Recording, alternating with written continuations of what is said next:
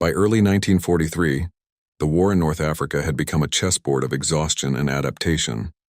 For months, the Afrika Korps under Erwin Rommel had fought a brilliant yet costly campaign across Libya and Tunisia, pushing Allied forces to the brink. But by March, the tide had turned.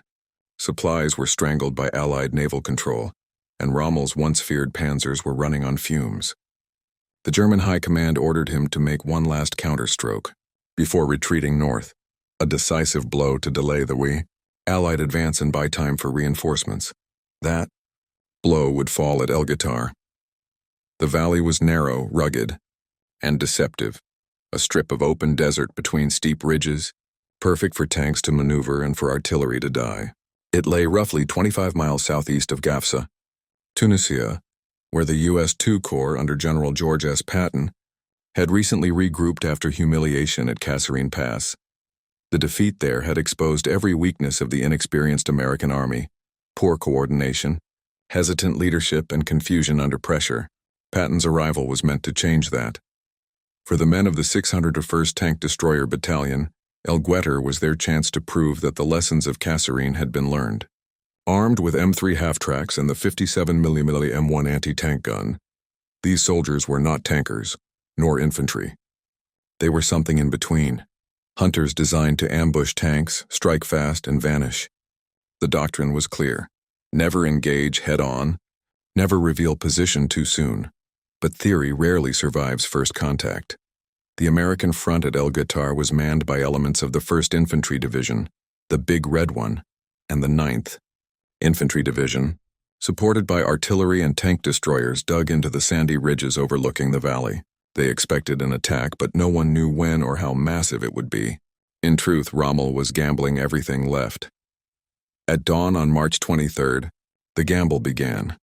Two German armored groups, the 10th Panzer Division and elements of the 21st Panzer Division, rolled forward under cover of fog and dust. More than 50 tanks, mostly Panzer III and Panzer IV, advanced in tight formation down the valley. Behind them came half-tracks, anti-aircraft guns, and infantry. It was the first time many American soldiers had ever seen such disciplined, synchronized movement, steel gliding silently through sand. At the forward anti-tank positions, the men of the 601st held their breath. Their 50mm guns had a maximum effective range of just over 1,000 yards against frontal armor.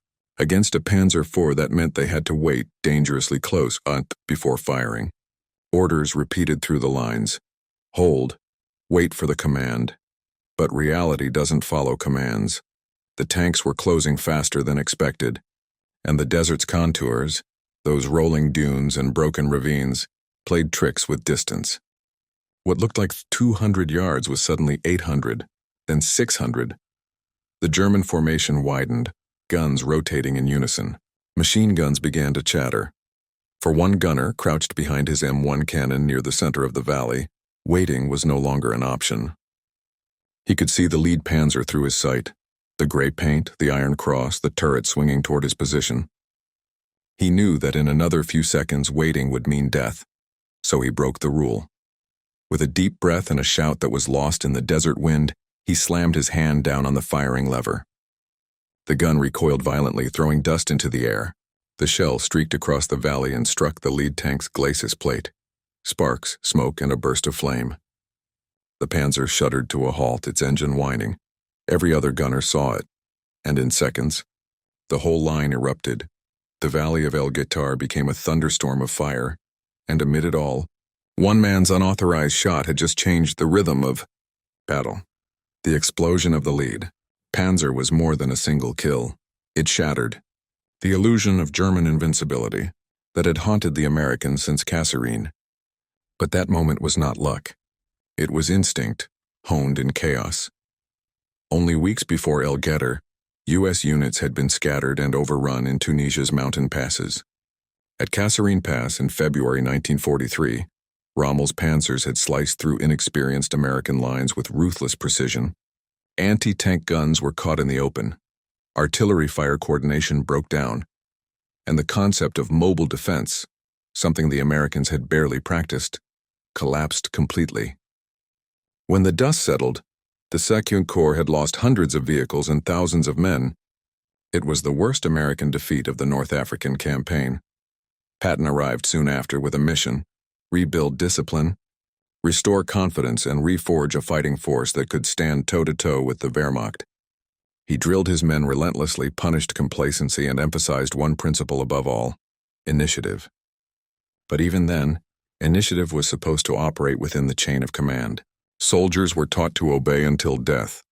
At El Guitar, that discipline was tested in the most unforgiving classroom possible.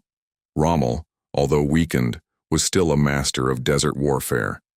He understood American habits: their preference for defense, their reliance on orders, and their hesitation to fire without command. His plan was to exploit that. By sending a fast, frontal armored assault straight down the valley, he hoped to crack the line before the U.S. artillery could respond. It was a tactic that had crushed British forces in Libya countless times. But Rommel underestimated two things: the resilience of the newly hardened Americans and the terrain itself. The El Guetar Valley was a trap disguised as an open field. From the air, it looked like a wide corridor, ideal for tanks. But on the ground, the valley floor was laced with wadis, dry stream beds, hidden ridges, and soft sand pockets that slowed heavy vehicles. Patton's engineers had mined likely approaches, while anti-tank guns were dug into camouflaged pits just behind these choke points. Each position was coordinated with the 9th Division's artillery, which had pre-calibrated firing data to strike advancing armor. If everything worked perfectly, the Germans would walk into a killing field. If anything failed, communication, nerves, or timing, the Americans would be flattened. By dawn on March 23rd, the plan was already fraying. Fog obscured visibility, radio traffic was patchy, tank destroyer units in the forward positions couldn't always see each other, and the German columns were advancing faster than expected. In one sector, the 601st Tank Destroyer Battalion held a line of 6 57mm guns, spaced roughly 100 yards apart, each manned by 4 to 5 men. The lead elements of the 10th Panzer Division approached at an estimated 15-20 miles per hour, firing on the move. The noise was unbearable: the crack of shells, the scream of ricochets, the hiss of tracers cutting through sand. The gunner who fired first, his name lost in the fog of history, but his action recorded in the battalion's after-action reports, did something forbidden. He broke the fire discipline order, which required all guns to open only on command to preserve concealment and coordination. His instinct told him that the first shot was the only advantage they would have, and he was right.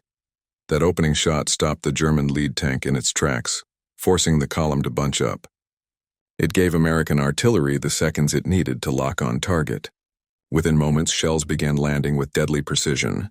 The narrow valley that Rommel had chosen as a route of attack became a bottleneck of smoke, debris, and burning steel. But inside the American lines, the situation was anything but calm. Commanders shouted for fire control. Radio operators struggled to relay coordinates. Dust and shock waves blinded the crews. The gunner, meanwhile, kept firing at faster than doctrine, faster than safety allowed, using a rapid semi-auto rhythm that the M1 gun's manual explicitly warned against. He wasn't thinking about punishment or orders. He was thinking about survival. Each shell that left the barrel found another tank, another plume of smoke, another lifeline for the men beside him. By the time higher command realized what was happening, the unauthorized firing pattern had spread down the line. Other gunners followed his lead. The valley lit up like a sunrise of fire, and as German tanks burned, a new truth began to dawn. Sometimes, defiance could be the purest form of discipline. The battle was only beginning, but already, one man's decision had rewritten the rhythm of El Guetar. War doctrine teaches control. It teaches obedience, the rhythm of command. But on the morning of March 23, 1943, that rhythm broke. Inside the camouflaged anti-tank pits, the air was thick with dust and adrenaline. Every man knew the odds. Facing German armor head-on was suicide. The panzer crews were veterans, calm, precise, relentless. They advanced with the assurance of men who had never been stopped by Americans before. The U.S. gunners, by contrast, were young and untested. Many had only months of combat experience. They were clerks, farmers, mechanics turned soldiers, now crouched behind steel barrels no thicker than a man's arm, waiting to confront the might of Hitler's armored divisions. When the lead panzer appeared through the mist, it wasn't courage that made the gunner act first. It was fear, sharpened into instinct. He felt it in his gut. If he waited for orders, he'd be dead before the first command came. The ground shook. Sand rattled off his helmet. He saw the tank's turret swinging, not toward the general line, but directly toward him, so he fired. That first shell wasn't sanctioned bravery. It was human survival at its most raw. But in war, instinct is often the thin line between life and annihilation. His decision to act in a violation of every regulation triggered a chain reaction that changed the tempo of the entire engagement. The men beside him, frozen seconds before, suddenly found courage. Firing discipline dissolved into chaos, but it was productive chaos. Gunners calling ranges to each other, loaders working until their hands bled, spotters screaming over the noise. For the first time since Kasserine, American soldiers were not reacting to the Germans. They were dictating the fight. To understand the weight of that decision, one must understand what the manual said. The 50mm M1 anti-tank gun, an American-built version of the British 6-pounder, was designed for deliberate, aimed fire. Standard procedure required gunners to wait until targets closed within 800-1,000 yards, aim for the lower hull or track section, and fire in controlled intervals to maintain accuracy and barrel life. Each gun was part of a broader kill zone grid, a coordinated ambush system. Breaking synchronization meant revealing positions early and risking encirclement. That was the rule. But in North Africa, rules were written for terrain that didn't exist. The desert offered no cover, no forest, no buildings to conceal a position. Once a gun fired, the muzzle flash was visible for miles. Waiting meant giving the enemy the first strike. The gunner's so-called unauthorized firing pattern, continuous semi-automatic shots with barely 3 seconds between each, was reckless by regulation. But tactically it was revolutionary. Instead of one well-aimed shot, he unleashed a stream of rounds that pinned the enemy armor into confusion. The first tank stopped. The second tried to maneuver around it and exposed its side armor. The third halted to avoid collision. Within seconds, the German advance had lost momentum, a fatal error in mechanized warfare. This deviation from doctrine, acting on instinct rather than order, forced the German column into an unplanned halt, creating a perfect target for American artillery observers positioned further back. In modern terms, what the gunner did was disrupt tempo superiority. German tactics relied on rhythm: advance, fire, relocate. Once that rhythm broke, the panzers became vulnerable. For decades after, U.S. military manuals would cite El Guitar as a case study in adaptive fire control. The concept that initiative under fire, even against orders, can serve the larger tactical objective. The 57mm M1 was not an intimidating weapon on paper. It weighed barely a ton and required 4 men to operate.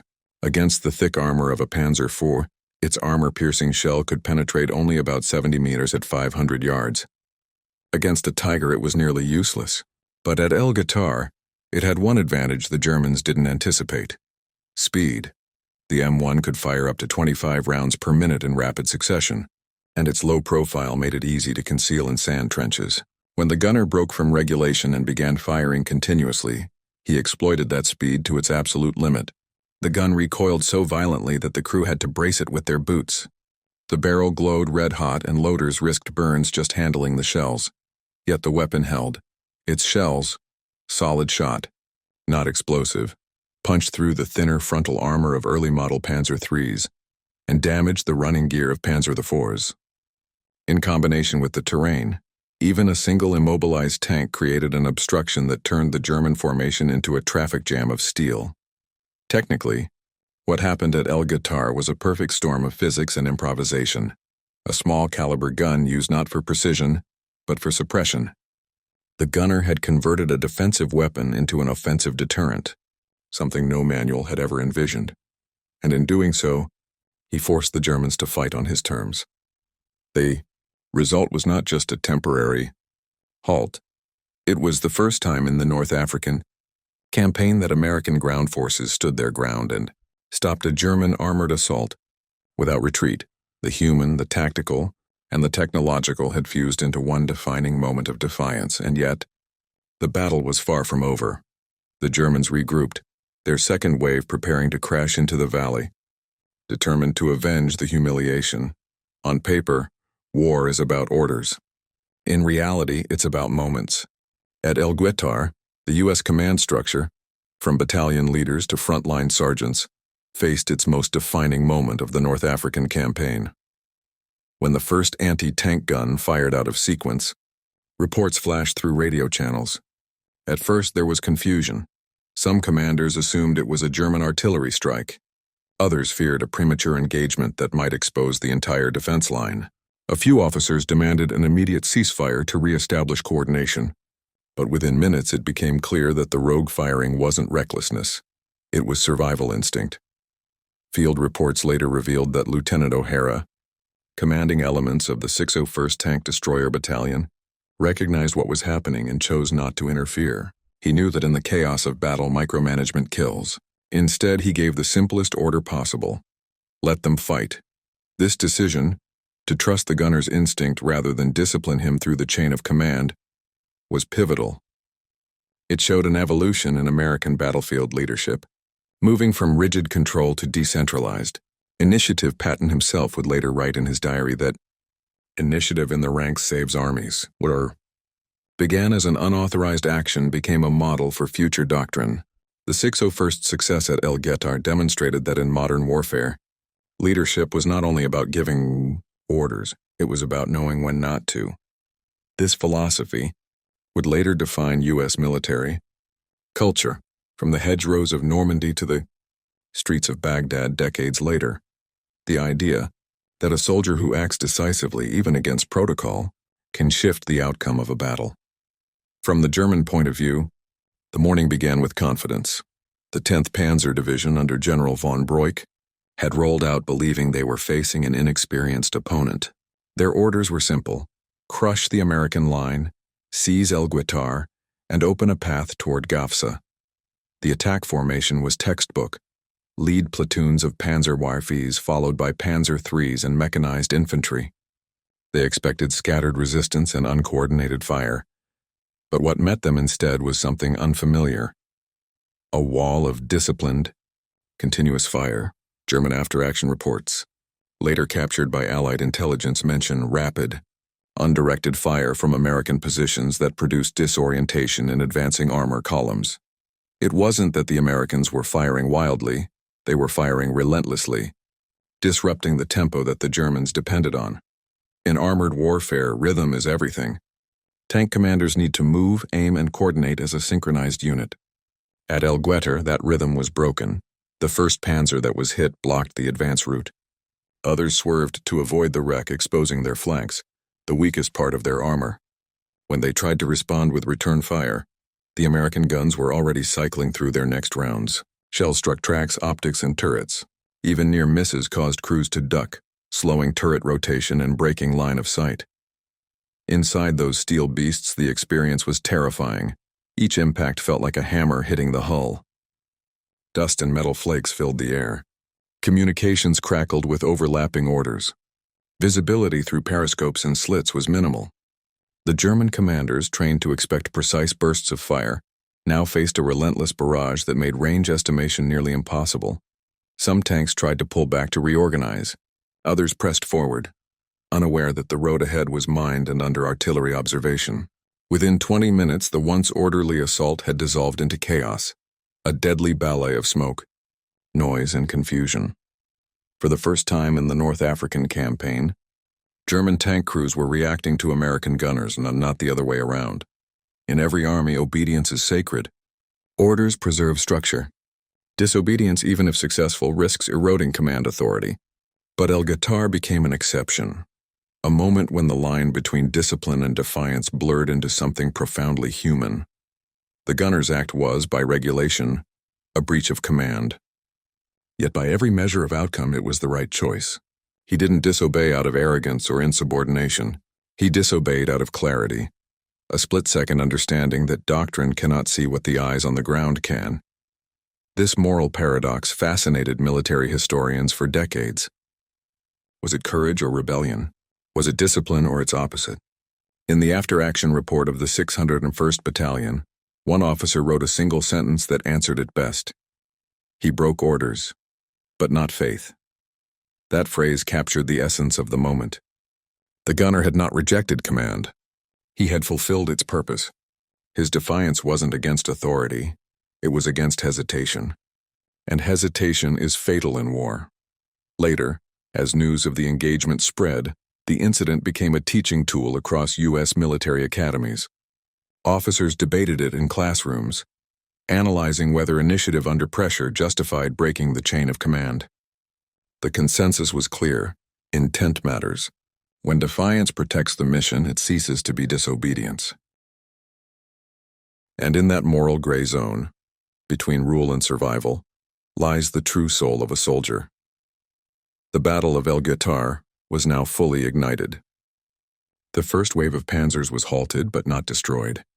The desert floor trembled again as a second column approached from the north, heavier, faster, angrier. The Americans had survived the opening charge. Now they had to endure the counterattack. The first wave was burning. Smoke curled from ruptured engines. The valley echoed with the crack of steel expanding under heat.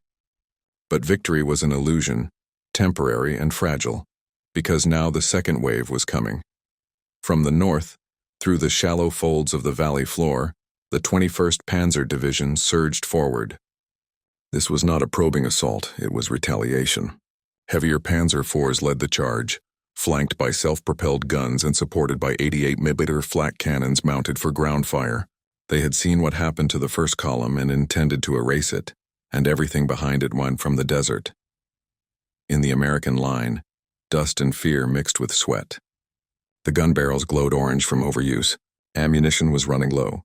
Each man knew that the next wave would test not their courage but their endurance.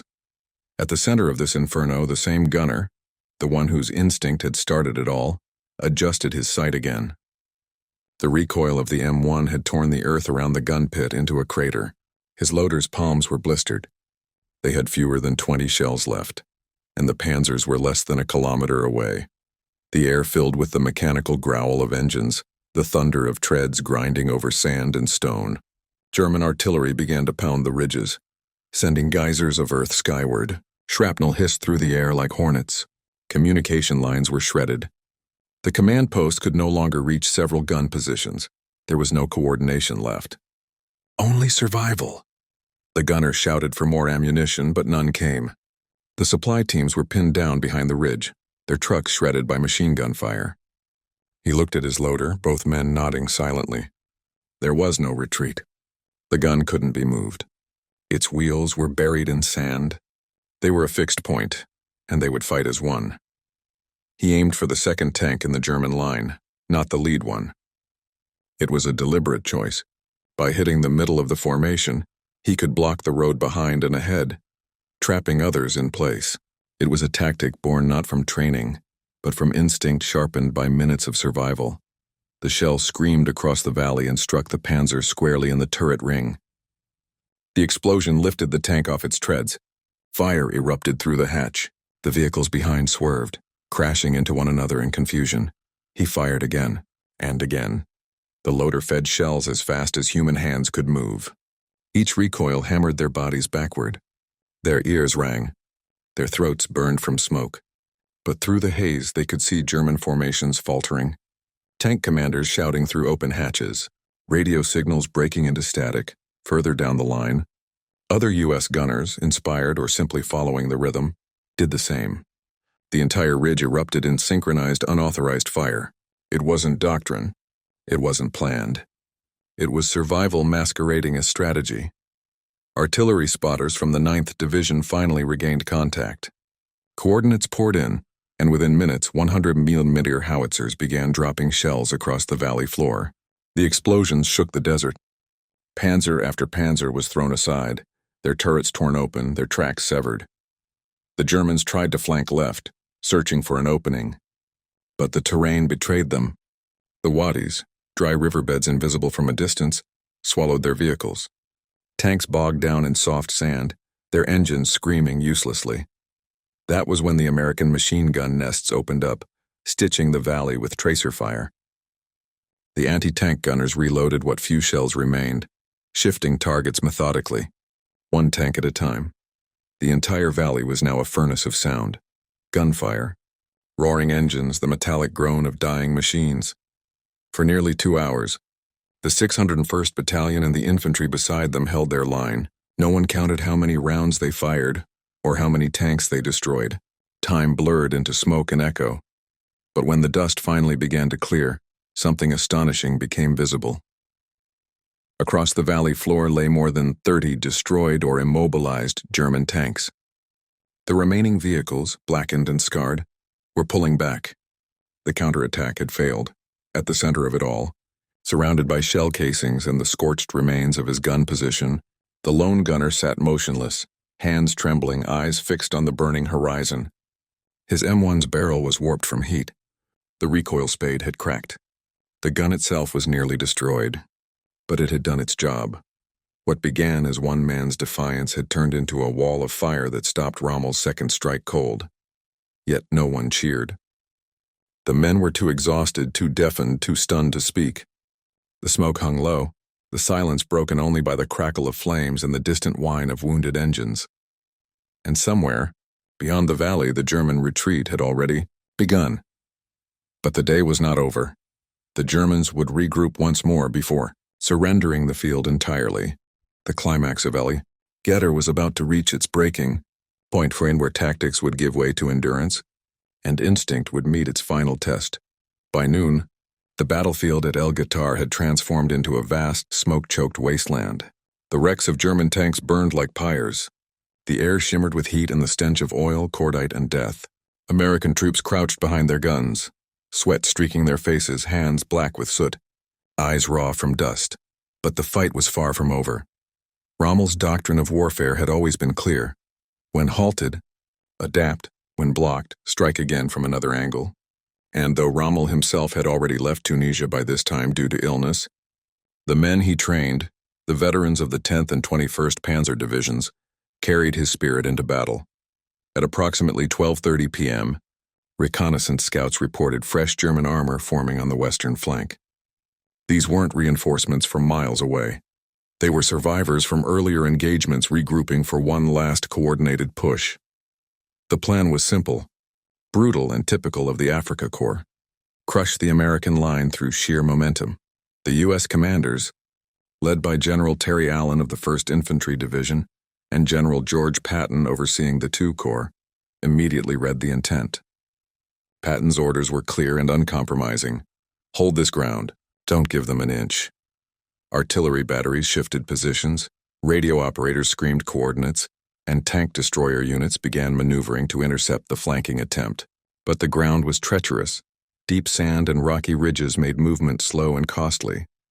And so once again, it would fall to the gunners and infantry on the front lines to endure the storm. From the western ridge, German Mark IV specials and self-propelled 88mm guns began to advance, supported by infantry riding on their hulls. The sound was thunderous. The ground itself trembled beneath the American positions. U.S. forward observers called in fire from 105mm and 155mm howitzers, which began pounding the valley. Shells exploded across the German advance, kicking up curtains of dust and metal, but the panzers kept moving, their silhouettes emerging through the smoke like phantoms. Within minutes, the range closed to less than 800 yards. Now the fight returned to the men who had already been holding since dawn, the anti-tank crews. Most had expended nearly all their ammunition. Some had switched to armor-piercing rounds meant for lighter vehicles, barely effective against thick panzer plating. But retreat was impossible. Each position became an island of defiance.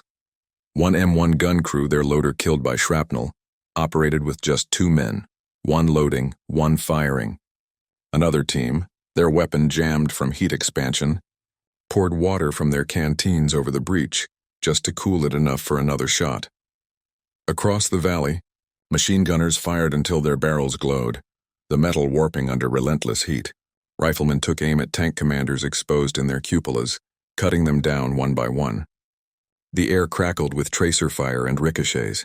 And above all this chaos, U.S. artillery continued its relentless rhythm, the valley pulsing with shockwaves every few seconds. By early afternoon, something remarkable began to happen again. The German attack, methodical, powerful, and terrifyingly precise, began to lose cohesion. The terrain that was supposed to offer them advantage became a trap. Tanks bogged down in sand pits or smashed against burning wrecks from the morning battle. The panzers could no longer maneuver effectively. They were being funneled into narrow killing zones the Americans had unintentionally created earlier that morning. From these choke points, the 601st Tank Destroyer Battalion opened fire. Their M10 Wolverines, positioned in concealed defilades, unleashed round after round of 3-inch shells. Each impact tore through German armor like lightning. Observers from the ridge later recalled watching the battle as if it were a slow-motion collapse, an unstoppable force grinding itself to pieces against an immovable wall. German infantry tried to advance under cover of their tanks, but the Americans had dug deep foxholes and overlapping fields of fire. When the tanks halted, the infantry were exposed, and U.S. mortars rained down. By 2 p.m., the third and final wave had failed. The valley floor was littered with the smoking carcasses of tanks, armored cars, and half-tracks. The Afrika Korps had lost the ability to attack in strength. Their withdrawal began slowly, first by reversing under smoke cover, then accelerating into a full retreat. American gunners, too weary to celebrate, simply watched in silence. Some wept. Others reloaded instinctively, ready for an attack that would never come. When General Patton arrived at the front line hours later, he found soldiers blackened by gunpowder and exhaustion. Many had been fighting for 10 hours straight without food or water. Patton, usually flamboyant and sharp-tongued, stood silently for a long moment. Then he said only 4 words: "You did your job." Those words meant everything. Because at El Guetar, for the first time, American troops had met the German army head-on and stopped it. Not through luck, not through overwhelming numbers, but through courage, improvisation, and raw endurance. The Valley of Death had become a proving ground. The victory at El Guetar wasn't strategic perfection. It wasn't clean or elegant, but it was real. And it shattered a myth that had haunted the U.S. Army since Kasserine. The myth that American soldiers could not stand toe-to-toe with German veterans. That myth burned in the same fires that consumed Rommel's tanks.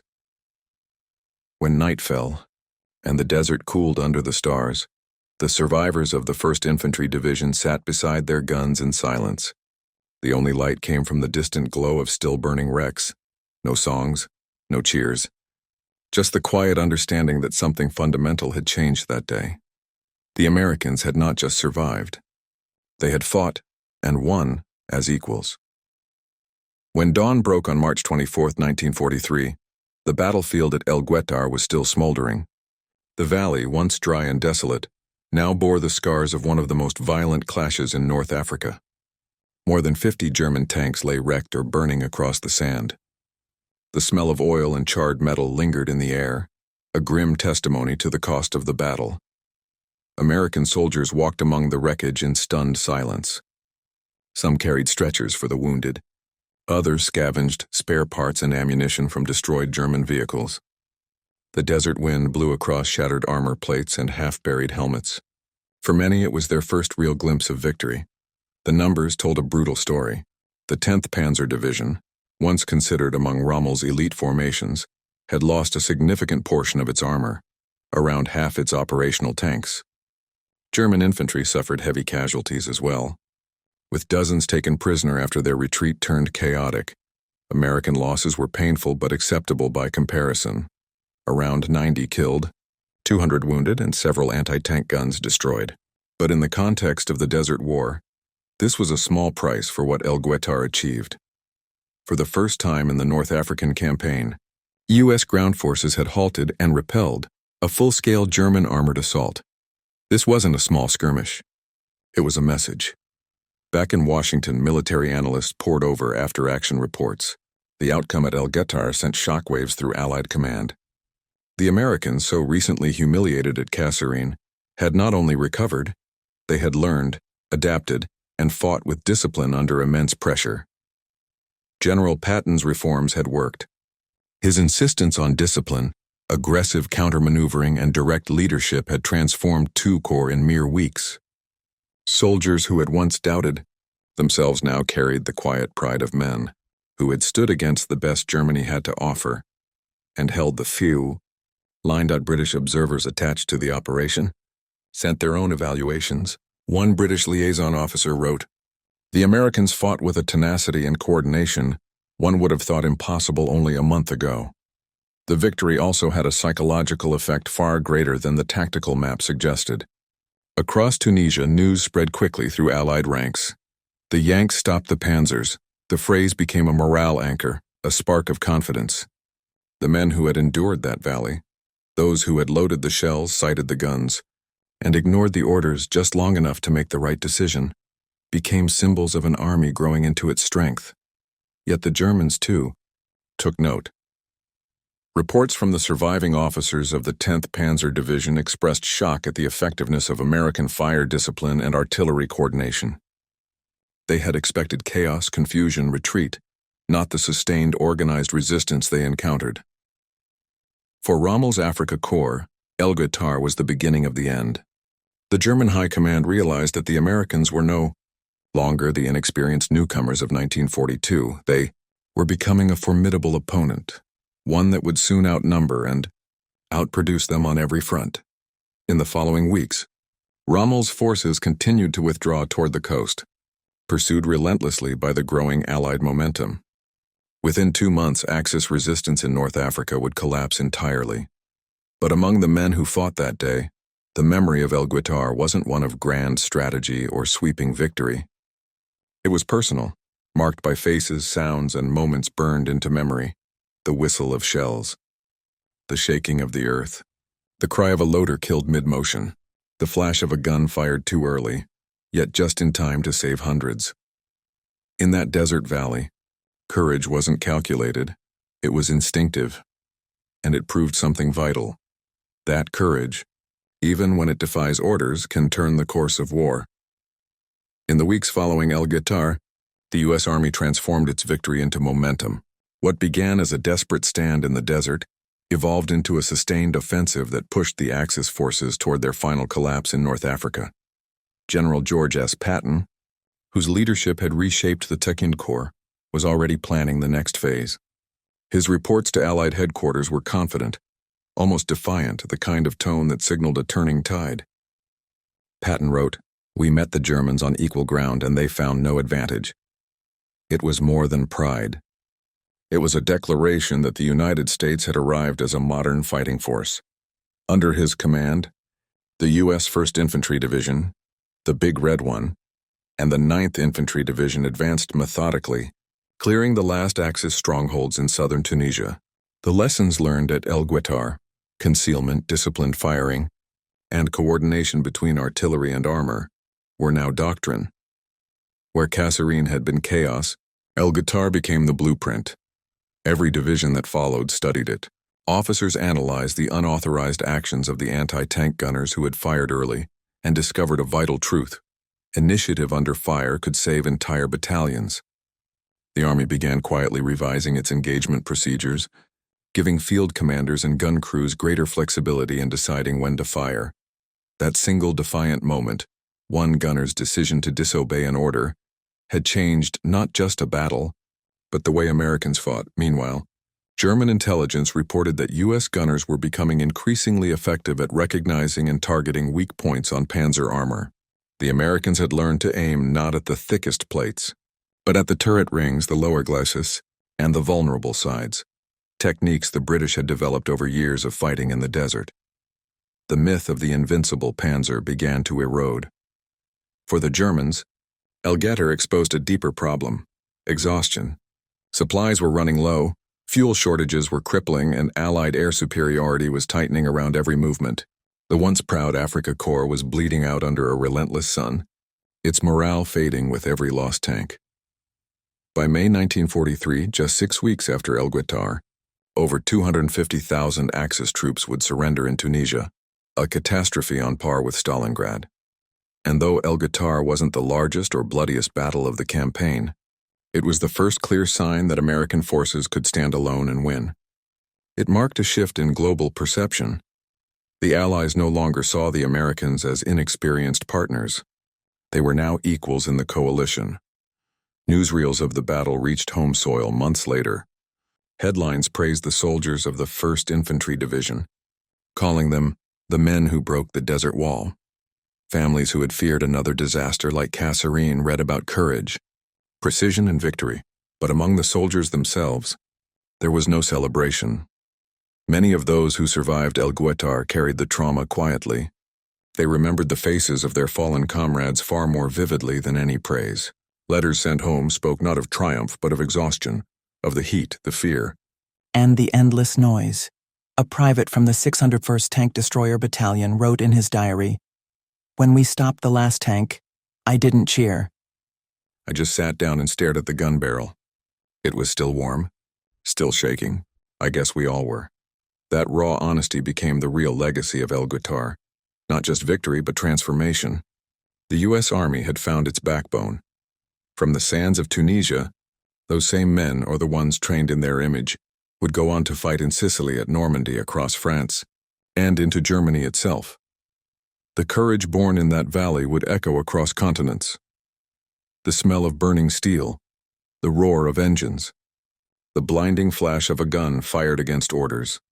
These moments became part of an unspoken creed, that when the time comes, and hesitation means death, you act in the end. El Guetar was not remembered for its scale, but for its spirit. A single decision in the dust of Tunisia captured what would soon define an entire generation of soldiers. Initiative born from desperation, courage in the face of chaos, and the quiet resolve to do what had to be done. That gunner, the man who fired when every order said to wait, became the symbol of a truth written in blood and fire. Wars are not won by rules alone. They are won by the judgment of men who refuse to die by hesitation. From that moment forward, the American Army ceased to be a learning force and became a fighting one. The lessons of El Guetar spread through every division: the importance of rapid adaptation, the value of field judgment, and the need for courage that defies paralysis.